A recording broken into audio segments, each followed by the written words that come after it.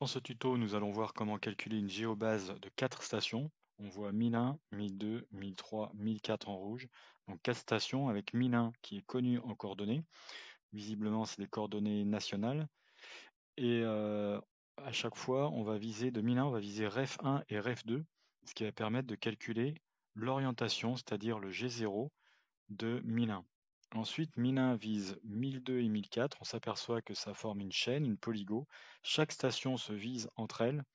1001, 1002, 1003, 1004. À chaque fois, une visée arrière et une visée avant. Et en bleu clair, ici, nous avons les points rayonnés.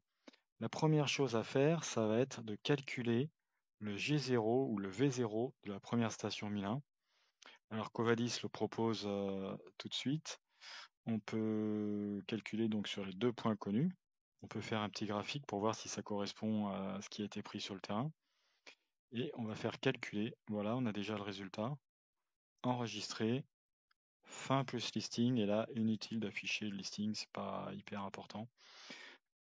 Maintenant, on va calculer la polygo.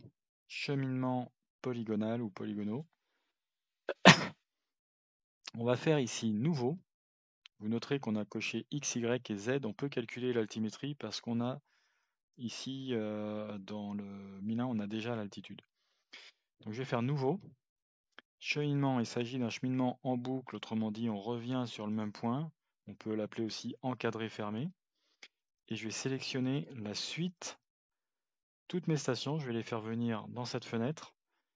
Ici, je vais calculer enregistrer. Je vais cliquer enregistrer. Et maintenant, je vais dans calcul. Double-clic sur ce chemin qu'il a créé de 4 stations. Et le moment de vérité, c'est maintenant quand on va cliquer sur calculer.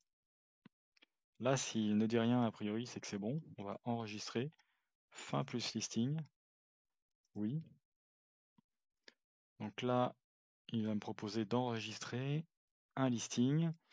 Alors là, la fenêtre est un peu petite. Je vais essayer de l'afficher. Donc on a toute une suite de chiffres. Ce qui est important, c'est tout en bas. Voilà. Récapitulatif des fermetures et des tolérances. Donc en fermeture planimétrique, si on regarde 1001, qu'on revient dessus après tout le cheminement, eh ben, on n'est pas forcément exactement dessus, il y a toujours une petite imprécision, en l'occurrence là qui est de 1,8 mm, en sachant que la tolérance est de 63 mm, donc on est largement bon.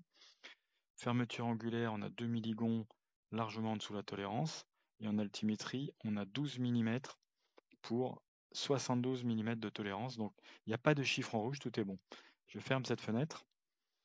Maintenant, il me reste à faire, donc on ne le voit pas, mais tout en bas, on a pu calculer les coordonnées des stations 1002, 1003, 1004. Et maintenant, je vais calculer mes points rayonnés. Les points rayonnés qui sont ici, je rappelle. Donc calcul, cheminement, calcul point rayonné ici.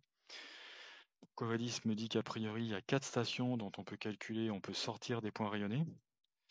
Donc je vais cliquer là-dessus pour les faire venir toutes dans cette fenêtre, station à calculer. Je vais calculer. Et là, j'ai les coordonnées de mes stations, fin plus listing. Là, inutile de ressortir le listing. Je vais déplacer un peu cette fenêtre. On voit tout en bas qu'on a calculé tous nos points. Alors maintenant, je vais faire une chose, c'est que je vais faire codification. Alors je peux enregistrer cette géobase, ça serait bien. Je peux faire génération du dessin. Ok, oui. Voilà, donc là apparaît le dessin.